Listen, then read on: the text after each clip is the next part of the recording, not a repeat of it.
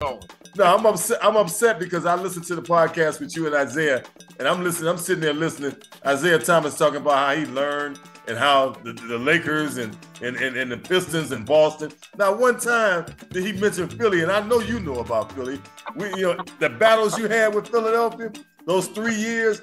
I was at the championship series when you guys. I signed my contract the day that Magic became Kareem that day. In fact, I was in the hotel partying with y'all that night. You don't remember, I remember Kareem's girl showed up with the big ones that was coming to all the games looking for him. See?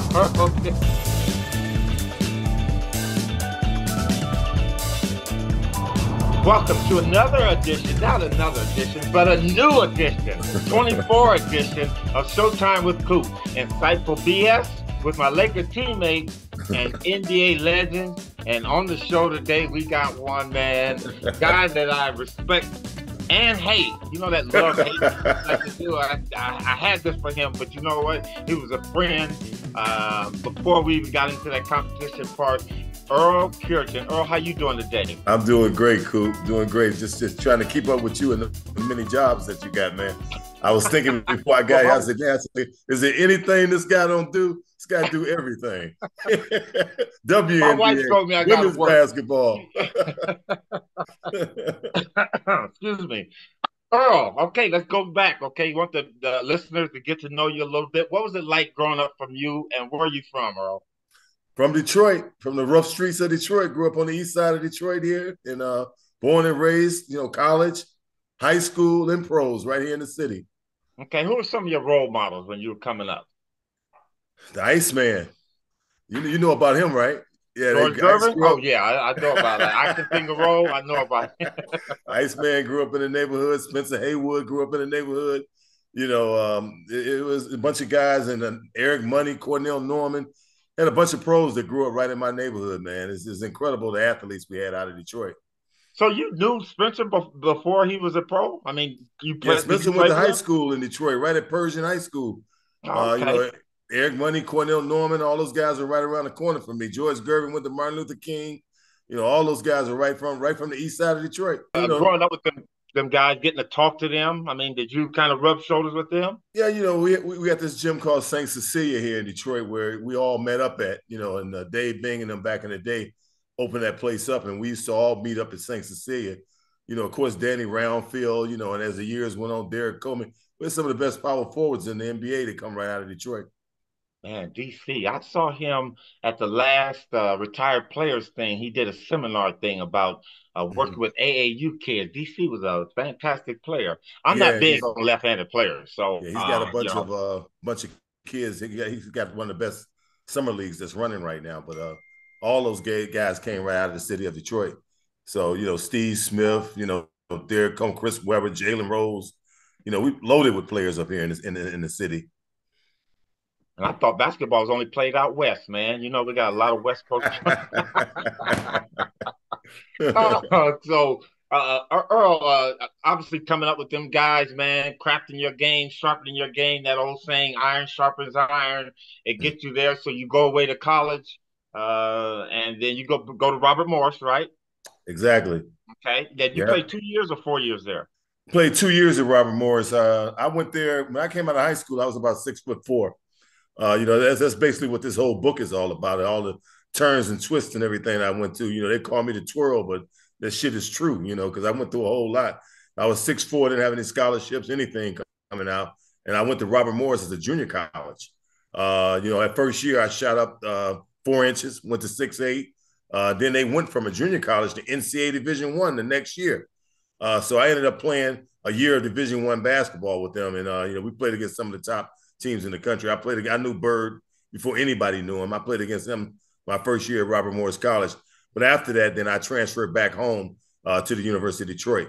I came back, and Dick Vitale was the coach at the University of Detroit at that particular time. Didn't take me out of high school, but really went after me when I got up to 6'8". You mentioned your book, and we're going to get into that a little later in the show. But again, that process that what they say turns us into NBA players. And you know what, Earl, the one thing I love about doing this is that my research on a lot of guys, because the only research I had on you is what you were scoring, what you was averaging, what play was going to be ran for you. But again, getting to know one another even more so. Earl, I didn't know, okay, as you finished college, you were picked in 1979, the 58th player picked in the draft, Mm-hmm. third round. Earl, I was drafted in the third round. I was the 60th player picked. So I'm really hating on you now because you went two before me. But what was that like when you got picked? Did you aspire to be an NBA player, or I mean, were you ready Man, for it? all my life, even when I was in junior college and I was 6'4", I was talking about the NBA.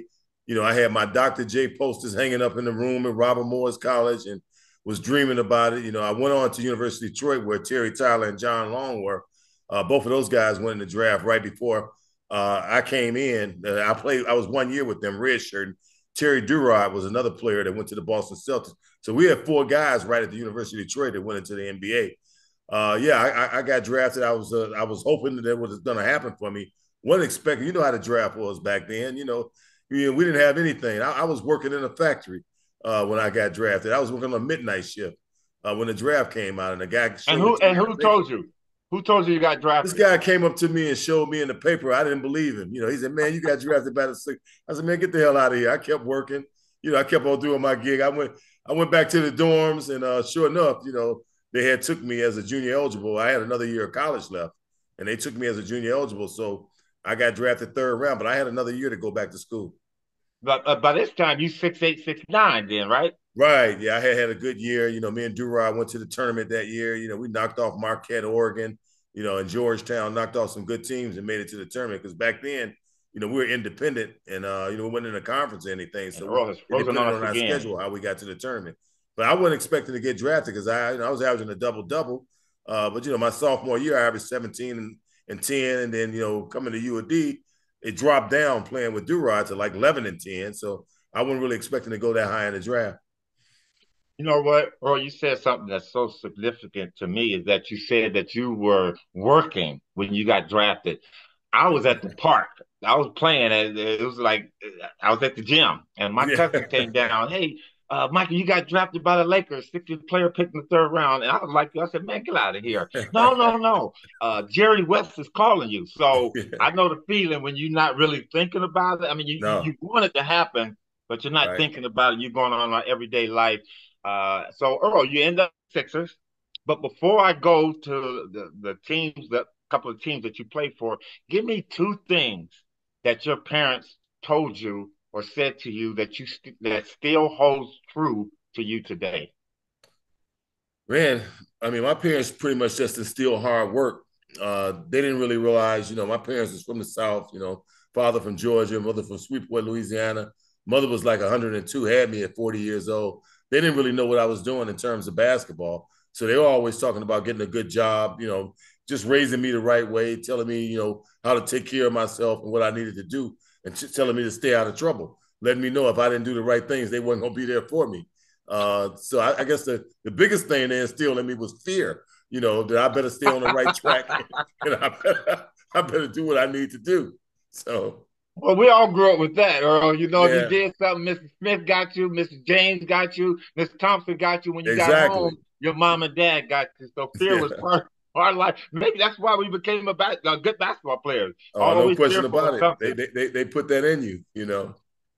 So, Earl, you get drafted by the Sixers, but you go on and you play for the Pistons, the Bulls, the Clippers, the Hornets, the Rockets, and the Raptors. And which one of those teams was your favorite team, and why? Man, Philadelphia, you know, anytime, you know, Philly was 3 great years. You know, I was just coming in, you know, a rookie, not getting a whole lot of playing time, not going. But, you know, anytime you play for a team to sweep the Lakers, no, then too many teams sweep the Lakers, you know. Oh, oh, oh, oh. So you about to get personal with this shit now. Okay. All right, go ahead and finish the story, See, and then we're no, gonna we're gonna put the gloves on. no, I'm upset. I'm upset because I listened to the podcast with you and Isiah, and I'm listening. I'm sitting there listening. Isiah Thomas talking about how he learned and how the Lakers and the Pistons and Boston. Now, one time that he mentioned Philly, and I know you know about Philly. The battles you had with Philadelphia, the Andrew Toney battles you had. Andrew was my roommate when I came in. Those 3 years, I was at the championship series when I signed my contract the day that Magic became Kareem that day. In fact, I was in the hotel partying with y'all that night. You don't remember, I remember Kareem's girls showed up with the big ones that was coming to all the games looking for him. See, I was right there.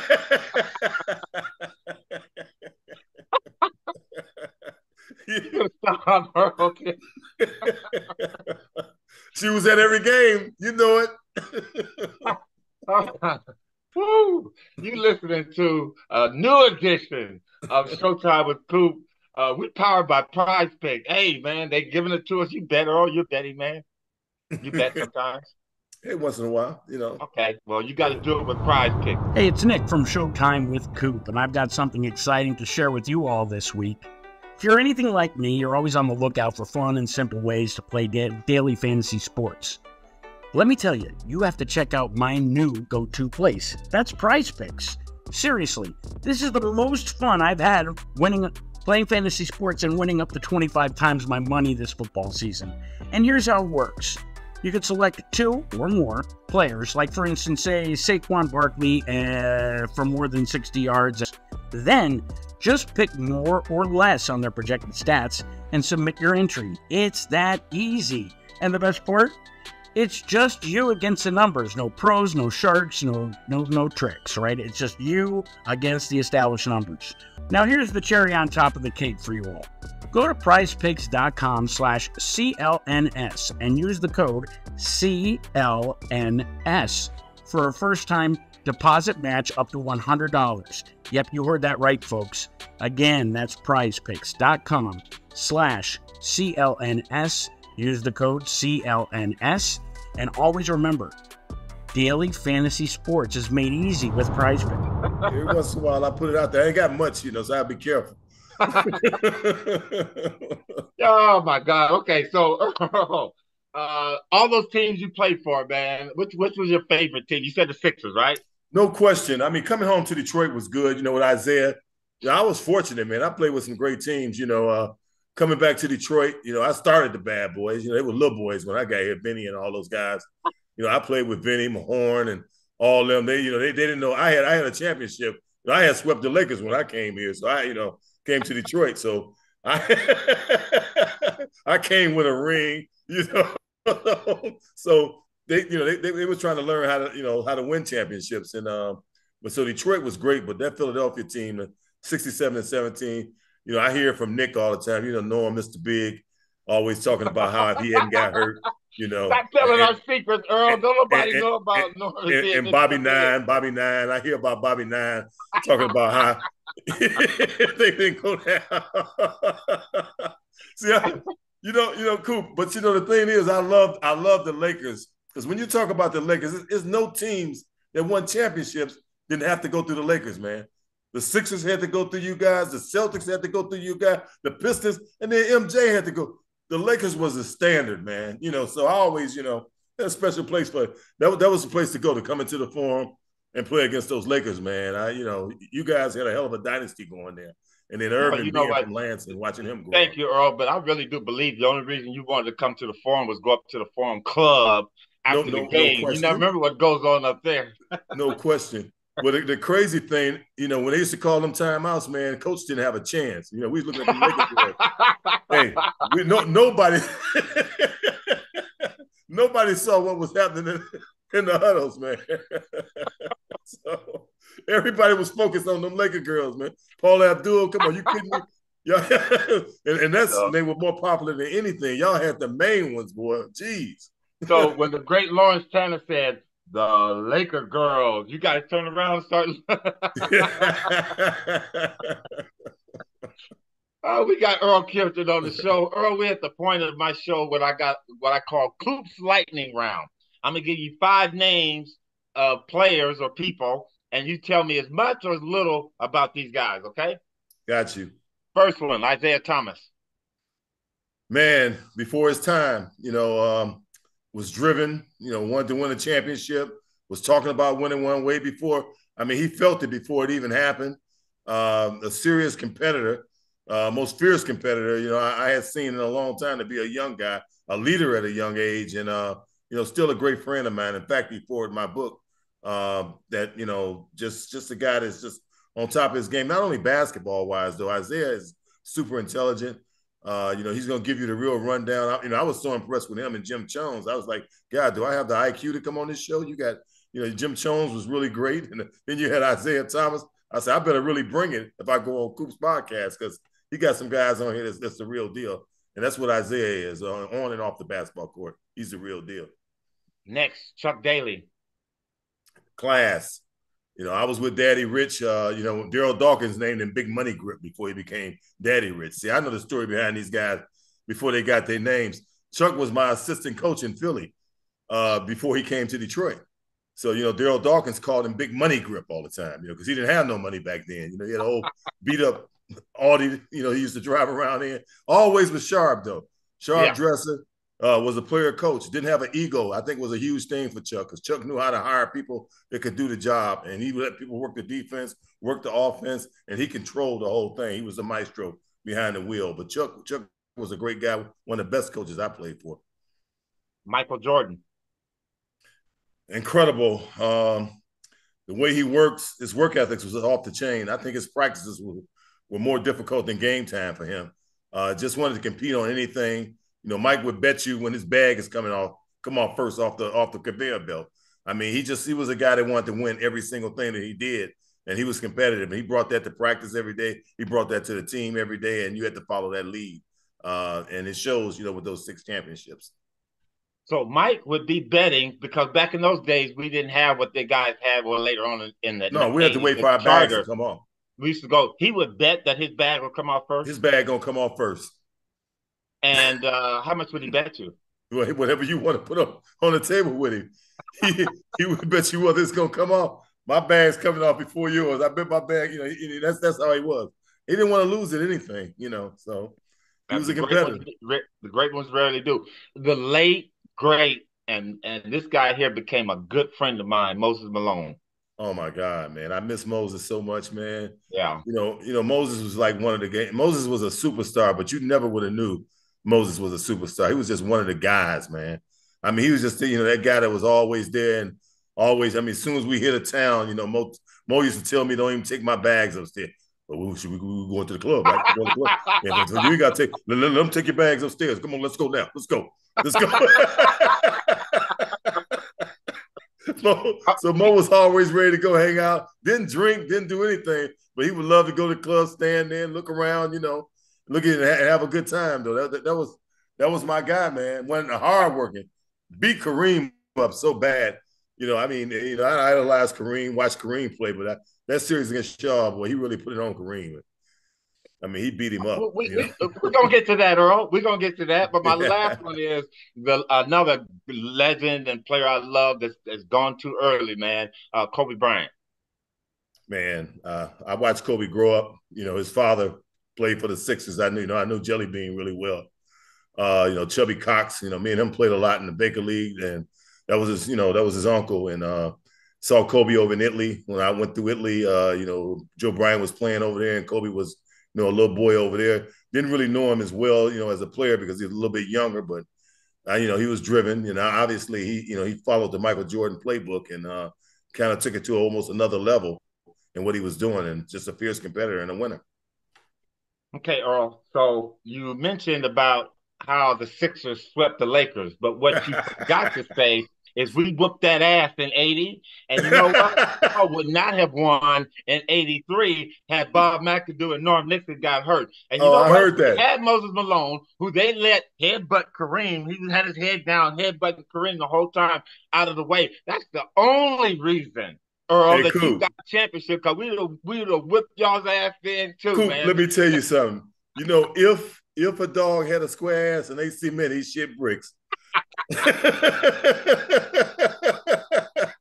But those are some epic battles, man. I remember, the preparation for you guys, because again, what we had to do out west, but just to think of the teams you guys had to go through: Boston, the Bulls, and then get there. And you guys Yeah. have a talent Well, that laden Milwaukee team. team back in the day, the Milwaukee Bucks is unfortunate. Oh I yeah. heard you talk about Bob on one of your shows. I mean, that Milwaukee team, man, I feel bad for them because they had a hell of a team that just never could get past Boston and us to get to the finals. But that team was a great team with Marcus Johnson and Sidney Moncrief and Bob Lanier, Mickey Johnson and Bryant Winters and all those guys. They had a hell of a team down there. They never made it. So Earl, I think you owe me a little debt of gratitude. Just say, Coop, thank you for letting me have a championship ring. Thank you for letting us have a championship. Hey, I always mess with you about Andrew Toney because me and Andrew was roommates. Woo! And the story behind the reason why I always mess with you because he didn't know who you were, right? So we kept talking about, the Lakers got this defensive specialist. So Andrew didn't want to hear nothing about defense. They got a defense specialist. They got a guy don't like. And so Andrew told me he asked me, who's the defense specialist they got? Who? I said Michael Cooper, man. I said, you don't know about Cooper. I said, Cooper, lock your ass up, man.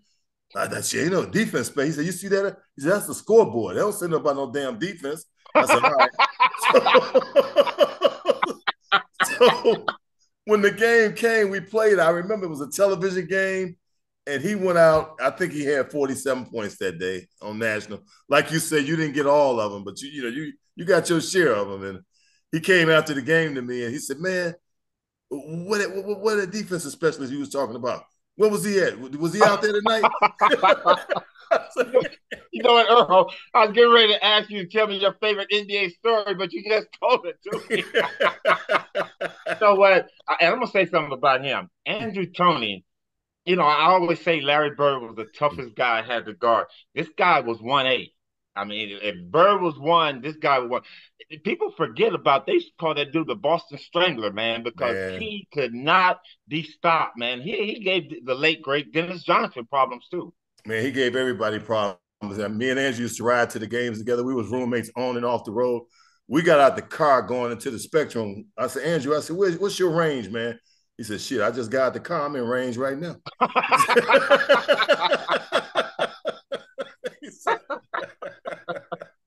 Oh, my goodness gracious. Okay, Earl. Earl, your thoughts on the NBA today? Entertainment. These guys, I mean, the rules have changed. The physicality has gone away from the game. It's a new era of basketball. I mean, I respect it. It's what it is. It's a different brand than what we played. And, we can hand check, we could hit people, we could do all those things. But now it's wide open. Yet we still managed to score a lot of points despite all the rules that we had in. But now I think it's catered more to entertaining now. Even the arenas and everything you go to, there's so much going on during a basketball game. People barely watch the game now. You got all kind of things happening in an arena right now.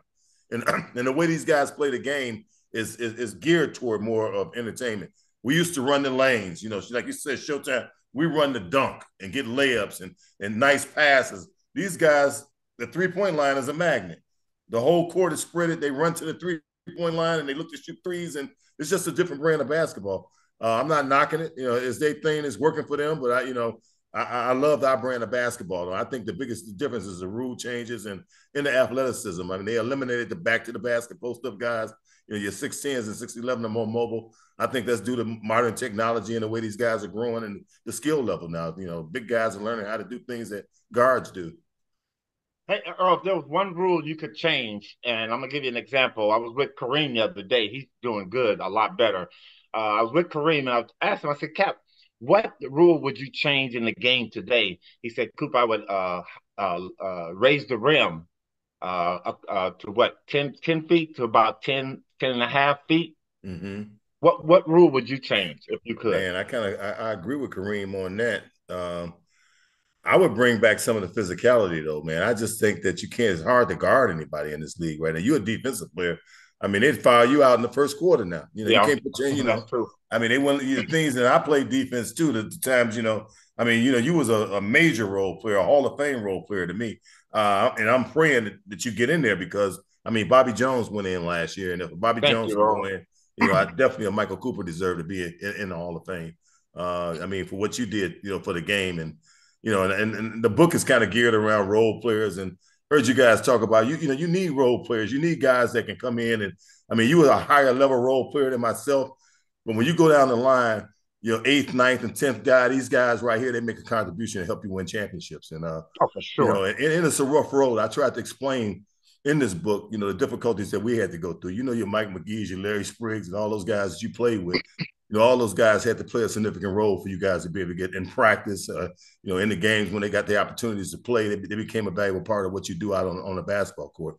So, yeah, I would love to see a little bit more, you know, physicality brought back to the game because, you know, now you can't touch a guy. You know, you got to guard. Can you imagine guarding Kareem with just a forearm on his back? You know, I mean, he was going for 30s every night when you holding him and beating him up. You know, now he might get 60 every night. So, Hey, Earl, were you on the Pistons team when they had Jordan rules? That whole that came right after I left. Okay. I was in Chicago. You know, I got traded from Detroit to Chicago. So they put the Jordan rules in, and you know, what did Mike think about that? Well, he got in the weight room. You know, I mean, Mike wasn't lifting. You know, he got with his trainer. He knew he had to get stronger. He had to get physical. And what they was doing, they was putting him on his ass when he came to the basket. You know, physicality became different for him, and he knew for him to hold up and have something left in the fourth quarter that he had to get stronger. You know, Michael was a competitor, so whatever they did, he was going to find a way to challenge whatever they were going to try to do to him. If you were playing in the game today, Earl, how much money would you command? Oh my God! Come on, man. The way they paid us, come on, you know. So I take that right now. You know, at least be making at least $5 million a year right now, compared to That's that. It? Compared to that, Earl, $5 million. to that, at least 4 or 5. The way they paying these guys, I see guys on the bench with the same. Come on, Earl, man. that's what I'm talking about. If I was coming off the bench. I was the 7th or 8th guy in Detroit's million. rotation. I was a playoff team in Detroit. I mean, Detroit dead last right now. They just traded a guy for $12 million. You know, yeah, making 12. You know, they just got rid of him. He was coming off the bench for him. But if I had a role on the team, well, I had a playoff team here for 3 years when I was in Detroit. So yeah, I definitely would have been making, you know, at least, you know, $4 or $5 million a year easy. Bro, you know? You selling yourself short, man. I would have been commanding 15, 16 million. Well, I'm being nice about it, but I'm just Don't saying. Don't be nice about it, Earl. They ain't nice about it. Take that money. It could be more, but you know, I'm just saying, you know, God, you know, compared to what we got, you know, but hey, it is what it is, you know. Hey, Earl, what do you have going on now? I know you wrote a book, but and first of all, it's called The Twirl. Tell us how you got that nickname, and then go into your book a little bit. The nickname came from Dick Vitale. You know, Vitale named all his players. You know, when John Long was, you know, was lightning, and Tyler was thunder, and when I came in, he gave me the name Earl The Twirl. You know, I did all kind of stuff around the basket, dunking people different ways. So he stuck the twirl on me, and it stuck, man. You know, but my life turned out to be the twirl. You know, you read this book, you'll see so many twists and turns and different things happen. Something actually happened every year in my whole career. I ended up playing 15 years of basketball, and something every year was different. You know, I even spent the time with Bob McAdoo over in Italy. You know, I went over there and had a season with Bob, which was great. That was educational for me being with the McAdoo. So, but yeah, you know, that's where the nickname came from. If I read this book, what would I get out of the book? Well, I think this book is good for the average person. I mean, especially for young guys coming up. You know, you get your magics, and you know, and you can understand this. It tells the average guy that, you know, you got a chance if you work hard and apply yourself and do everything you need to do. That opportunity is going to be there for you. You know, my career was based on hard work and sticking to it and being consistent and perseverance. You know, talking about the non-guarantees, I didn't hold back. You know, I didn't have no ego or nothing like that. And this, I talked about being waived and about clawing, about coming in the league with non-guaranteed contracts for 3 years and fighting for my life, trying to stay on a roster and, you know, all those type of things. But sticking to it though. And the story's realistic. Having a growth spurt, having 5 coaches in 5 years, and you know, in college, each year I had a different coach. Then complained, then moan, found a way to play for all of them, find a way to survive the game. You know, and I think a young fella read it, they can understand, you know, what that's all about. And a lot of guys that played that was in the similar positions that I was in, you know, you raise your level to a higher level. Like you said, you were a 3rd round pick, and I'm sure you had your battles in your first couple of years in the league as well that you had to go through until you established yourself. But this book gives you a viewpoint of what a role player have to go through and how hard it is, And I told him, I said, I wanted to name the book "You Ain't Shit," because that's what I used to hear all the time. Because I was coming off the bench, only getting 4 or 5 points a game. I come back to Detroit, they like, man, you ain't shit, man. Hey, that must have been what was his name? The barber, Leon. Leon Yeah. the barber. He must have been saying that. Yeah, all them cats will tell you that. I'm like, man, hold up, man. There's only 257 guys in the world playing this game. I'm one of them. You ain't nowhere near it, but you telling me I ain't shit? I'm like, come on, man. And Earl, in the book, do you talk a little bit about your life overseas, not just playing, but living over there? Yeah, I talk a little bit about, I was with Mike D'Antoni and, Dino Meneghin. And, I actually left Philadelphia after the championship series and went to Italy. I did that, and I talk about the right of first refusal. You remember that rule that we had. And my reason for leaving is because you couldn't negotiate. Even though your contract was up, they still had the rights to you. So my reason for leaving the first time was to go over there and try to get away from that rule, because nobody was going to sign me. I had my little stunt against the Lakers and a little playing time, but they wanted a first or second round draft pick, and nobody was going to get that up and pay me too. So I had to get away from that. But I went over there the first time, and Mike D'Antoni, and talk a little bit about the lifestyle, how D'Antoni took care of me when he was a player over there as an American player. The second time I went back, it was with McAdoo, and Mike D'Antoni was nationalized, and also Dino Meneghin was a Hall of Famer over there too. But just the great players, everywhere I went, I had some great players on my team that I played with. The Twirl, My Life in Basketball. Is that it, right? That's it. That's right. Barnes and Noble. Where can our listeners get it? Where can they find the book? Oh, at Barnes and Noble. You can go to Barnes and Noble. You can order it from there. They got links for it on Amazon as well. But I think it's a great read. I mean, you got to get a copy of it and check it out yourself, because there's some great stuff in there. Look at the guys I played with. I know you stayed with the Lakers. You was there all your whole career, but I got it was bad moving around with all those teams you named. But look at the guys. Olajuwon. I won 2 championships. I had one with Olajuwon in '94. I played with Michael Jordan. I played with Isiah Thomas. I played with Dr. J. I played with Mugsy Bogues. And Mugsy told me about your little trip y'all had together there. Hey, I love Mugsy. Yeah. Yeah, I told him. I love Mugsy Bogues. Yeah, we talked. Muggs said he had a great time with you. I said, Muggs, he gonna dance now. I said, one thing. I said, he'll dance all night long now. So, but Coop, you're one of the hardest working guys, man. You a hard working guy, man. I mean, I'm just, I try to do a lot of things. I'm ambassador for the community for Detroit. I coached in the WNBA, but you don't took this thing to a whole nother level, man. And after basketball, if you don't get in the Hall of Fame for basketball, you should be in there for your life after basketball. Every time I look up the big three, man, you coaching in the big three, WNBA, championships, college, you on television down there on Channel 7 doing NBA games. You got a podcast. You was at Chippendales too, right? Did you? I better not, Earl. You don't done a lot.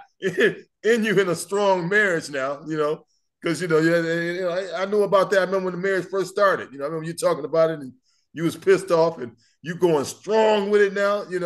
And I know how you keeping it going too, boy. I know you know how to keep one going. Like my grandfather used to say, you can rest when you die. Yeah. while you upright, you got to keep it moving.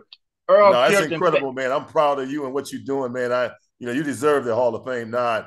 They don't give you, you talk about people not getting the credit. Look at the assignments you had to draw every night, man. Every time you had a tough guy, they talk about Magic and Kareem, but Coop got to go out and guard Bird. You got to go out and guard the tough. You got to get Michael. You got to get Ice.